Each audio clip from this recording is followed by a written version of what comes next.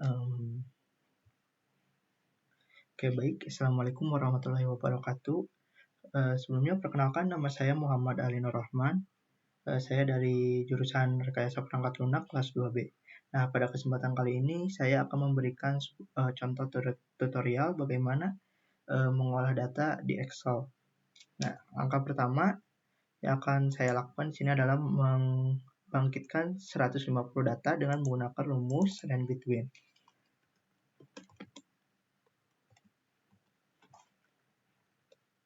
Nah, kita tentukan batas atas dan bawahnya. Ya, kita ambil saja 20, atasnya 100. Oke, siap. Setelah itu, kita tarik sampai jumlahnya itu 150.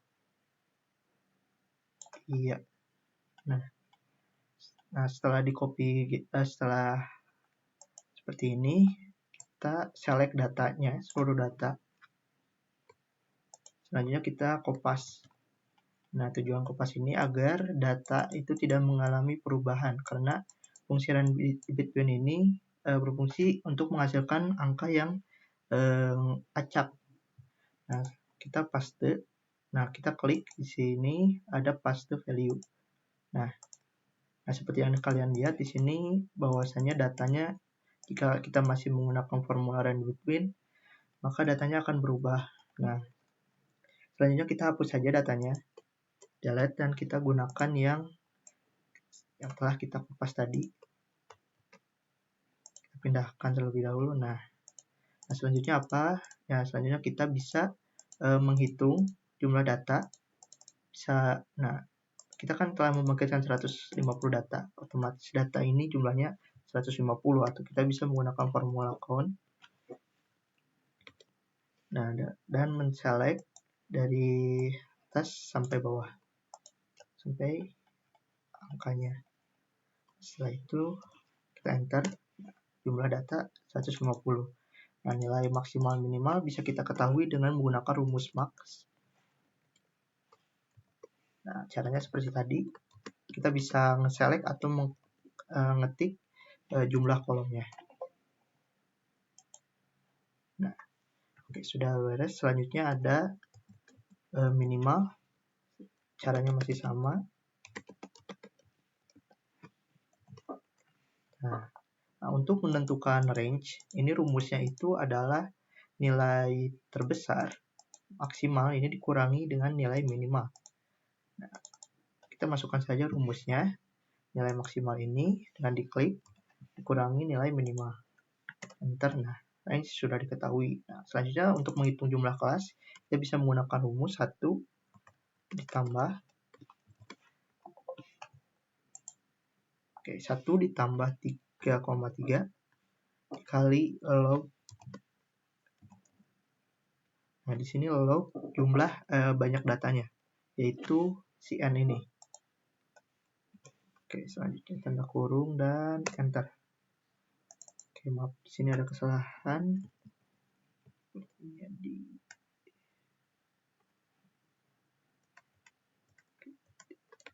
Initial log, kita ambil 150 datanya. Nah, oke, datanya kita sudah dapat 8,1, kita bulatkan saja menjadi 8. Jumlah kelasnya kita bulatkan menjadi 8 saja. Nah, untuk menentukan panjang interval, di sini kita bisa menggunakan rumus dengan membagi range dibagi dengan jumlah kelasnya. Itu range dibagi dengan jumlah kelasnya. Oke, kita bisa enter saja. Nah, ketahui 9,7 ya kita bulatkan menjadi 10. Nah, oke, selanjutnya apa? Nah, selanjutnya kita menentukan intervalnya ya, panjang intervalnya. Nah, kita gunakan nilai minimal dari itu awalnya 20. Nah, sini selanjutnya, nah, untuk menentukan panjang intervalnya kita bisa dengan mengurangi 20 ini ditambahkan dengan 10, namun syaratnya di sini 10-nya kurang 1 karena 20 ini termasuk nilainya. Jadi, dan kita juga bisa menggunakan rumusnya dengan cara seperti ini.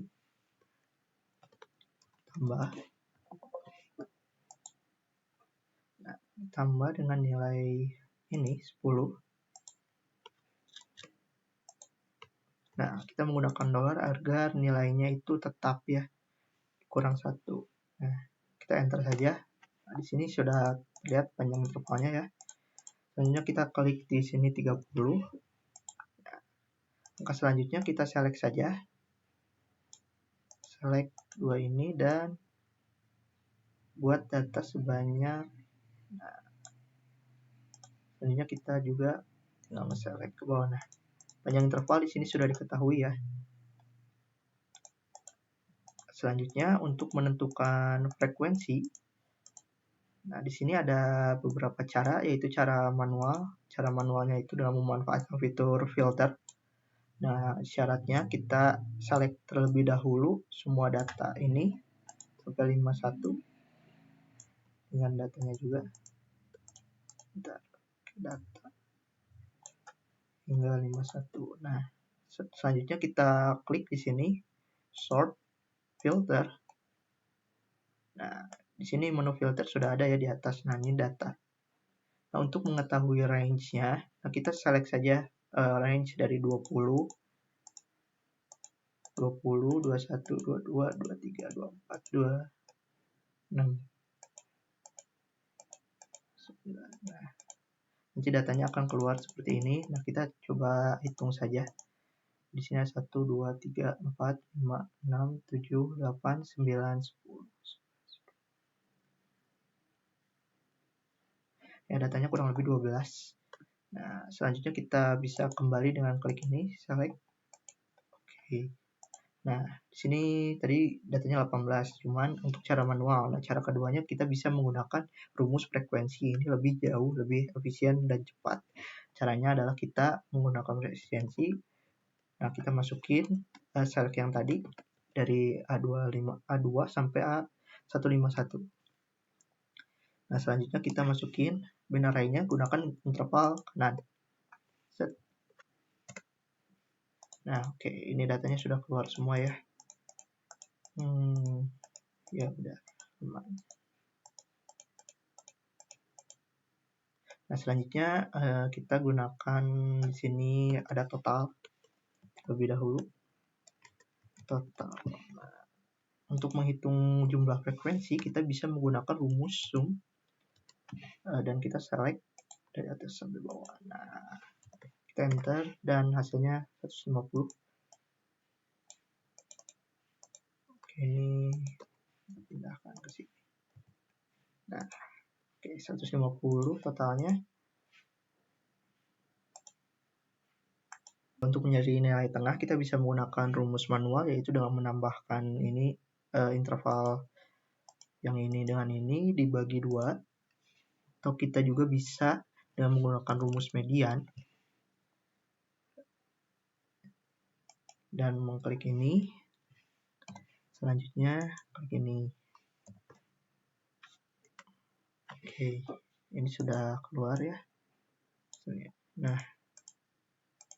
kita pastikan yang ini juga menggunakan rumus median. Apakah harusnya? Oke, ini hasilnya. Oke, setelah itu, nah kita coba ini sum. Nah, kita bisa ngegeser untuk mendapatkan nilai summary-nya. Nah, setelah itu kita kalikan FI dengan XI. Rumusnya hanya dengan sama, kita klik FI-nya dikali dengan XI. Oke, enter. Nah, selanjutnya kita ke sini dan tambahkan. Oke, nilainya sudah diketahui ya. Nah, untuk menentukan persentase bisa cari dengan cara menggunakan frekuensi. Kita bagi dengan banyaknya data, 150. Ini 0,12 ya. Kita tinggal select saja. Selanjutnya kita pakai bentar. Nah, di sini jangan pakai 18 ya. Kita klik saja 18. Nah, biar kita bisa ngeklik. Nah, oke, kita selanjutnya kita menggunakan persen. Nah, agar datanya menjadi persentase. Coba kita zoom.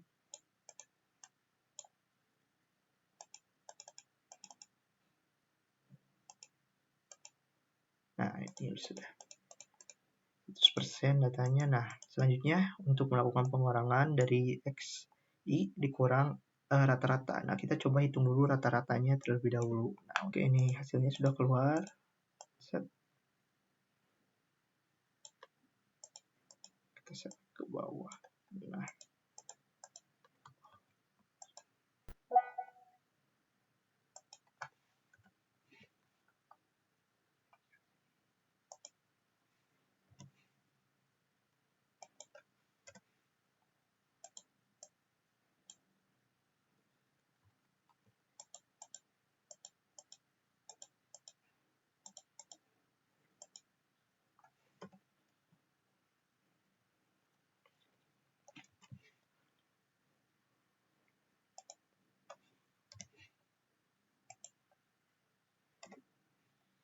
oke, sepertinya ini harus manual ya.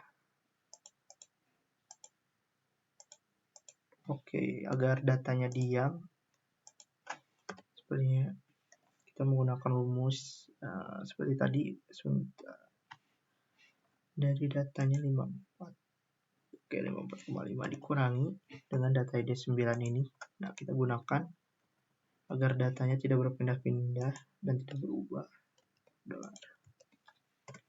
Oke, nah datanya sudah ada. Nah, oke, hasilnya sudah muncul ya. Nah, selanjutnya kita kuadratkan. Nah, di Excel ini ada rumus dengan menggunakan power. Kita kuadratkan. Nah, kuadratkan ini. Dan untuk powernya ini numbernya, dan klik ini pangkatnya di kuadrat 2. Kita enter. Nah, ini hasilnya. Oke, kita ke select ke bawah saja.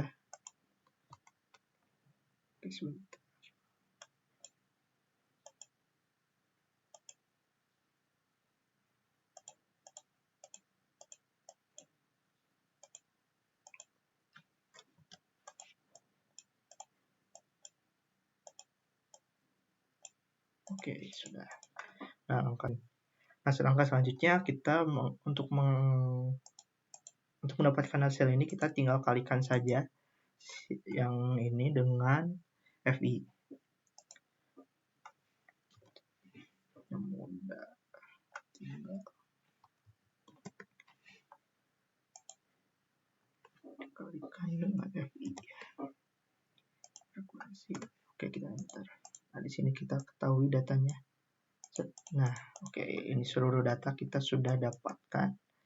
Untuk data interval dan lain sebagainya.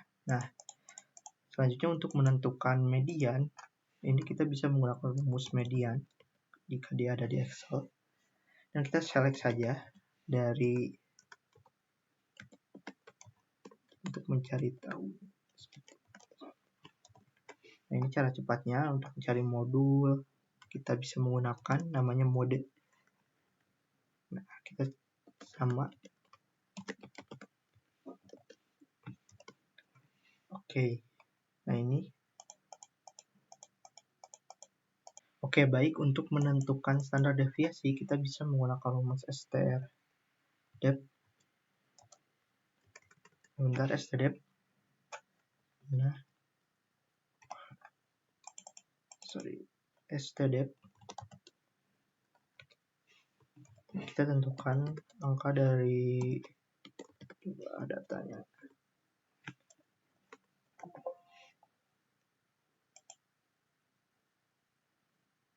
Oke, di sini ada. Nah, di sini angkanya sudah tercetus ya. Untuk menentukan varian juga kita bisa menggunakan rumus varian.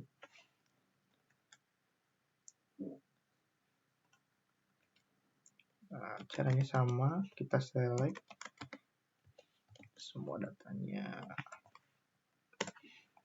Nah, oke. Untuk varian standar deviasi sudah ditemukan. Ini koefisien ini adalah standar deviasi ini dibagi dengan nilai rata-rata. Nah, selanjutnya kita bisa presentasikan koefisien varian. Nah, begitu cara kita membuat tabel distribusi. Nah, selanjutnya kita akan membuat diagram untuk representasikan data-datanya dalam bentuk diagram. Nah, kita ke menu insert. Di sini ada diagram, diagram batang. Nah, selanjutnya kita select data di sini, kita add nama seriesnya misalkan data nilai mahasiswa. Nah, selanjutnya di series value ini kita select dari seluruh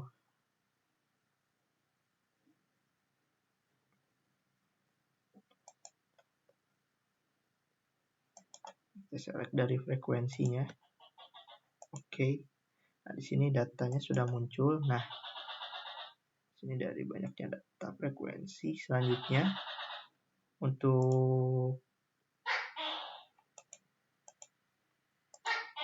kita tambahkan legend. Tidak usah. Untuk mengubah datanya kita select data. Nah, di sini ada edit. Nah, sebelum edit, nah kita balik dulu ke interval ini. Kita gunakan rumus concat.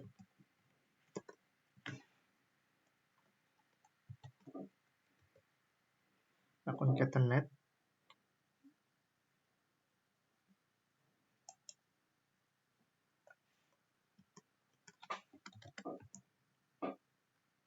lihat 3. Nah, kita gunakan sebentar. Gunakan strip. Jadi kita ke I3. Nah, samakan seperti bawah. Nah, di sini untuk representasi datanya kita edit. Mana? Oke, select data, edit. Nah, untuk isi labelnya kita gunakan ini. Nah, oke. Nah, di sini datanya sudah tampil dalam bentuk diagram batang.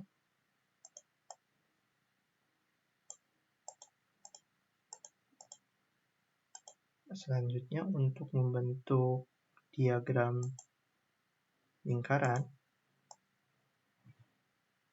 Nah, caranya sama, hanya saja kita di sini menggunakan presentasi.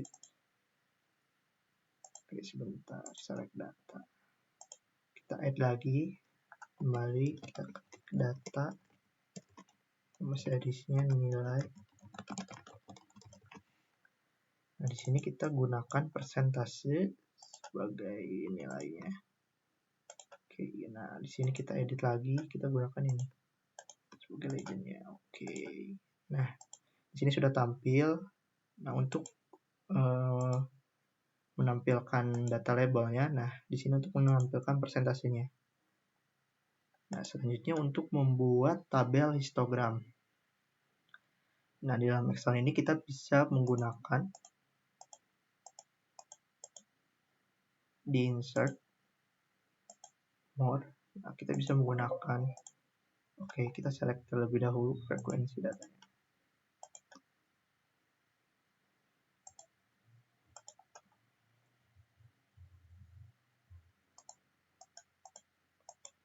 Nah, misalkan kita menggunakan ini sebagai data kita untuk membentuk histogram. Nah, di sini histogramnya sudah sesuai format.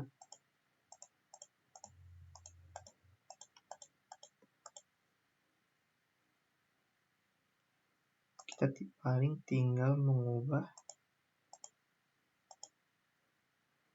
title chartnya.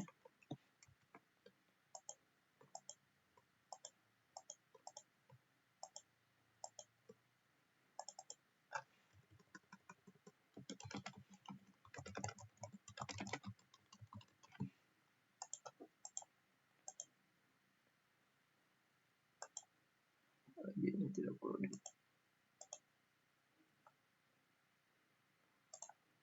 Nah, di sini select data. Untuk tabel mahasiswa kita edit di sini. Access labelnya gunakan ini. Oke.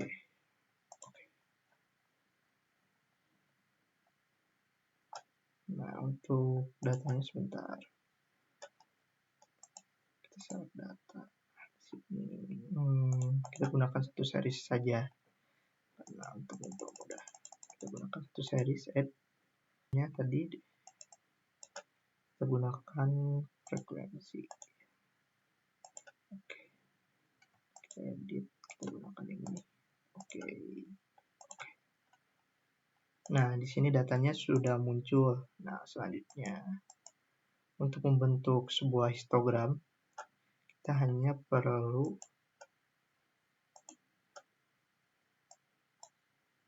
menentukan bentuknya.